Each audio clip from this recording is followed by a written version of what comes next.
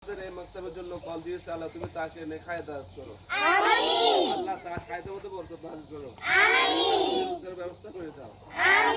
তার রোজি রোজগার মতো বরকত দান করে দাও। আল্লাহ এই সন্তানগুলো যারা পানি পান করছে, আল্লাহ একটা যারা পানি পান করবে আল্লাহ তাদেরকে বৃদ্ধি করে দাও। বৃদ্ধি করে দাও। এই মাকতাবের নামে বলা আল্লাহ, তুমি আমাদের এই মুক্তকে তুমি সেগুলো বলতে করো।